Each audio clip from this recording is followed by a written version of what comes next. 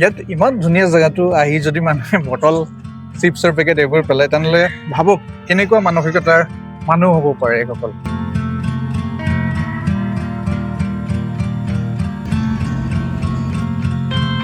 যোনে আগতে জুবিনদাৰ ক্ষেত্ৰখন দেখা নাই প্লিজ কমেণ্ট কৰি জনাব। ঘাট ব্ৰিজ এইখনত ভিৰটো বহুত কম, গুৱাহাটীৰ পৰা ওলোৱা মানুহ কম, মানে গুৱাহাটীৰ সোমোৱা মানুহ বহুত বেছি। এটাতে ফটো মিউজিয়ামে হয় আৰু ন?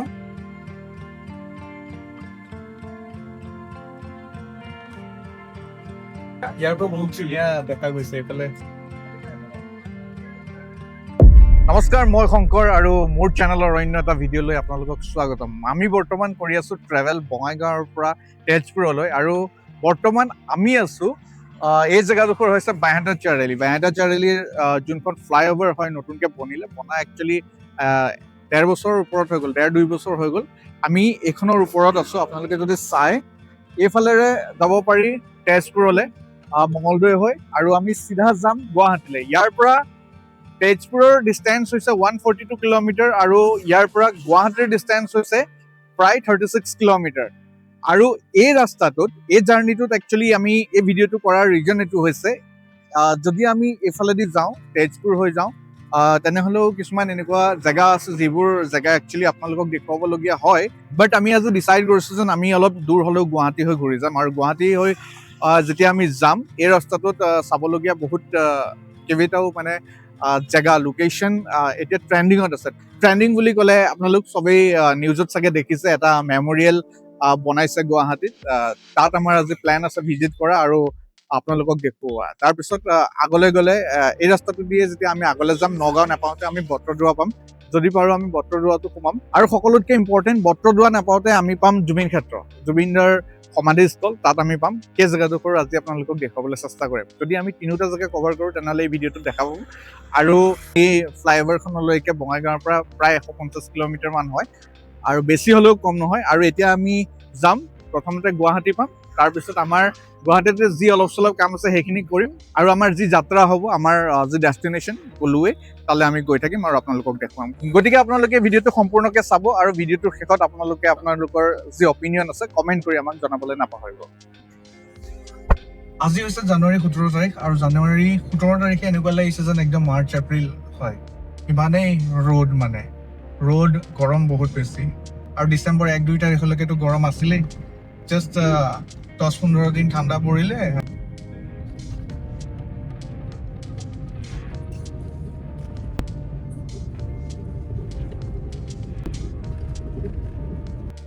আমি গুৱাহাটী চিটি অলমষ্ট পাইছোঁ, জালুকবাৰী পাম আৰু 4-5 কিলোমিটাৰ জালুকবাৰী পাম। কিন্তু জালুকবাৰী পোৱাৰ আগতে এটা জেগাত ৰখিছোঁ। ইয়াত ৰখাৰ ৰিজনটো হৈছে ইয়াতে ৰাস্তাত আলু আৰু পিঁয়াজ পলিথিনত বেছি আছে, তাকে চালোঁ। আৰু 5 কেজি আলুৰ দামো সেই 100 টকা, 5 কেজি পিঁয়াজৰ দামো 100 টকা, আৰু 1 কেজি নহৰু বেছি আছে, সেইটো হৈছে 100 টকা। চ' আমি ভাবিলোঁ যেন এই যিটো ডিল হ'ল, এইটো আমাৰ কাৰণে বঢ়িয়া হ'ল। একচুৱেলি আমি ঘৰ প্ৰায় মানে 15-20 দিনৰ পিছত গৈ আছোঁ, আৰু যোৱাৰ আগতে এনেকুৱা ধুনীয়া আমি অফাৰ পাই গ'লোঁ। চ' অফাৰটো পাই আমাৰ ভাল লাগিলে, লৈ ল'লোঁ। বাকী কিমান ভাল কিমান বেয়া সেইটো আমি নাজানো, আৰু ওপৰৰ পৰা চব ঠিকে আছে। চ' গৈ থাকোঁ।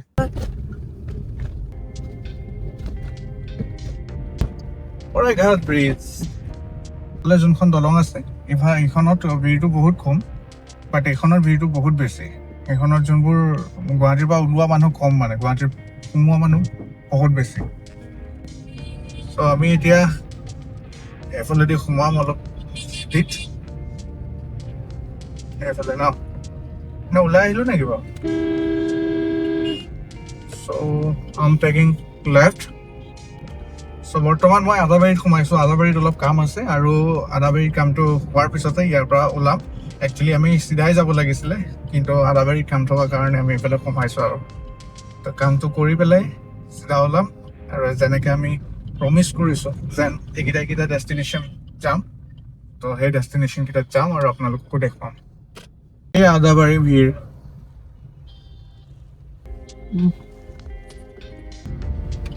তো এতিয়া আমাৰ এইটো মলতে কাম আছে, মোৰ কাম আছে অলপ কিবা কিবি বস্তু এটা ল'ব লগা আছে, সেইটো লৈ ল'ম। আৰু প্লাছ ইয়াতে গাড়ীখন পাৰ্ক কৰিলোঁ হয়, কিন্তু ইয়াত মই নাজানো পাৰ্কিং ফ্ৰী নে কি হয়। আৰু কামটো কৰি আহি ল'ম, তাৰপিছত দেখা যাব। গধূলি ইয়াত বহুত ভিৰ হয়, সন্মুখত একদম ষ্ট্ৰীট ফুড পুৰা পোৱা যায়। চ' কাম হৈ গ'ল, বহুত সময় নালাগিলে, এতিয়া ইয়াৰ পৰা আমি গৈ থাকোঁ। বাকী গধূলি যদি আহে আপোনালোকে শ্বপিং মলটোত, ইয়াতে খুব ভিৰ দেখা পাব। ষ্ট্ৰীট ফুড ভেণ্ডৰবোৰ ইয়াতে লাগে, একদম পুৰা চাইনিজ যিবোৰ আইটেম আছে সেই আইটেমবোৰ ইয়াতে পোৱা যায়। যদি কেতিয়াবা আপোনালোকে আহে তেনেহ'লে গধূলি আহিব, খুব ভাল লাগে। চাওমিন, ম'ম' এইবোৰ খাব পাৰিব। তো গুৱাহাটীৰ বাকী ঠাইবোৰ যদি আমি কম্পেয়াৰ কৰোঁ, সেইটো কম্পেৰিজনত এই জেগাটো খুবেই চাফ চিকুণ। যদি আপোনালোকে চাই মানে এনেকুৱা নালাগে যেন ইয়াতে ষ্ট্ৰীট ফুড ভেণ্ডৰ বহে। নহ'লে মানে কি হয়, ষ্ট্ৰীট ফুড ভেণ্ডৰ য'ত বহে সেই জেগাবোৰ একেবাৰে বৰবাদ কৰি দিয়ে। মানে একদম গোন্ধ ওলায়, প্লেট কাপ এইবোৰ পৰি থাকে। বাকী ইয়াত তেনেকুৱা একো প্ৰব্লেম নাই, মানে খুব কম লেতেৰা আৰু।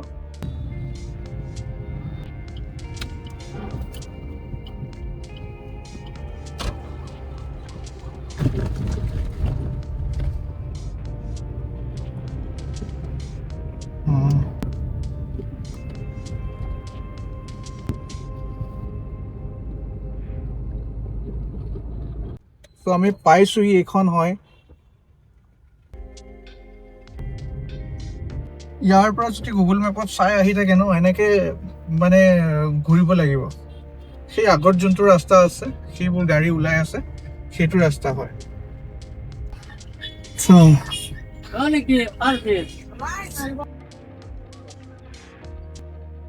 তো এইটো হৈছে পাৰ্কিং এৰিয়া, খুব ধূলি, এতিয়ালৈকে গম পোৱা নাই এইটো ফ্ৰী পাৰ্কিং নে পেইড পাৰ্কিং। পাৰ্কিং এৰিয়াৰ পৰা শ্বহীদ বেদীৰ যিটো ডিষ্টেঞ্চ হয় প্ৰায় 300 মিটাৰমান হ'ব, কিন্তু এৰিয়া হয় সঁচাকৈ বহুত ধুনীয়া, আপোনালোকক দেখাই আছোঁ। তো ইয়াতে এটা বহুত ভাল ষ্টেপ মই দেখা পালোঁ, আৰু যিটো আমি সদায় একচেপ্ট কৰিব লাগে। ইয়াতে আপোনালোকে খানা চানা লৈ আহিব নোৱাৰে। যি পানী বটল, বিস্কিট, চিপছ এইবোৰ লৈ আহে, সেইবোৰ গেটত থৈ পেলাই সোমাব লাগিব, আৰু এইটো বহুত ভাল ষ্টেপ, আৰু এইটো আমি ফ'ল' কৰিব লাগে। যদি ইয়াতে পানী বটল, বিস্কুট, চিপছ এইবোৰ এলাউ কৰিলে হ'লে, গোটেইখন চিপছৰে ভৰি থাকিলে হ'লে, চিপছৰ পেকেটেৰে, পানী বটলেৰে ভৰ্তি হৈ থাকিলে হ'লে। আৰু বৰ্তমানলৈকে ইয়াত কোনো টিকটৰ ব্যৱস্থা নাই। হোপফুলি অলপ দিনৰ পিছত টিকট লৈহে সোমাব পাৰিব। এই শ্বহীদ স্মাৰক ক্ষেত্ৰ আৰু উদ্যানখন বৰ্তমান সময়ত গুৱাহাটী তথা অসমৰ এডোখৰ উল্লেখযোগ্য ঠাই হৈ পৰিছে। এই শ্বহীদ স্মাৰক ক্ষেত্ৰখন শেহতীয়াকৈ 2025 চনৰ 10 ডিচেম্বৰ তাৰিখে উদ্বোধন কৰা হয়, আৰু এইখন নিৰ্মাণ কৰা হৈছে গুৱাহাটীৰ পশ্চিম বৰা গাঁৱত।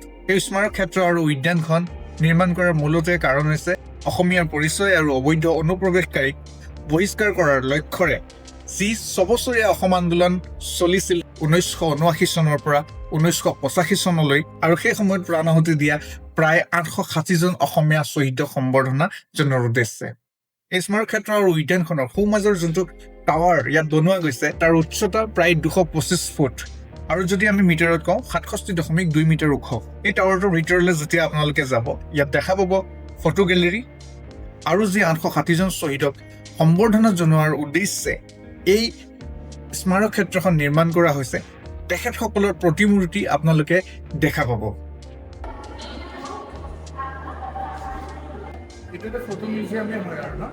আৰু ৰাইজৰ সুবিধাৰ কাৰণে এই স্মাৰক ক্ষেত্ৰ আৰু উদ্যানখনত বিভিন্ন ধৰণৰ সুবিধা কৰা হৈছে।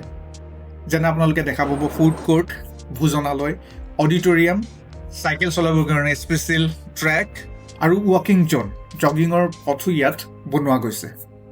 এই স্মাৰক ক্ষেত্ৰখনৰ যোগেদি নৱপ্ৰজন্মই অসম আন্দোলনৰ ইতিহাস আৰু তাৎপৰ্যৰ বিষয়ে জ্ঞান পাব।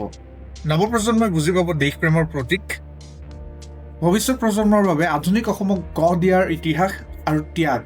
এই স্মাৰক ক্ষেত্ৰ আৰু উদ্যানখন দেশপ্ৰেমৰ প্ৰতীক, দেশৰ কাৰণে ত্যাগৰ শৈক্ষিক চিহ্ন হিচাপে পৰিগণিত হ'ব।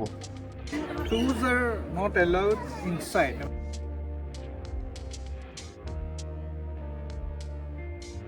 ইয়াৰ পৰা বহুত ধুনীয়া দেখা গৈছে, এইফালে চাওক।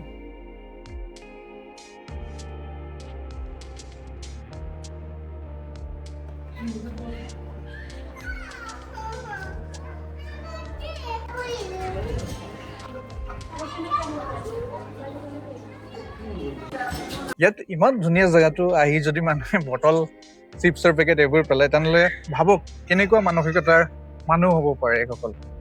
বাকী তেওঁলোকক জ্ঞান দিবলৈ মই নাযাওঁ, কিন্তু কিমানখিনি তেওঁলোকে বুজি পাব লাগে এনেকুৱা জেগাবিলাকত আহি এনেকুৱা কাম কৰিব নালাগে। স্পেচিয়েলি আমাৰ অসমৰ মানুহকতো একদম মানে বহুত ৰিকুৱেষ্ট, আপোনালোকে এই জেগাটোৰ মূল্য বুজি পাব।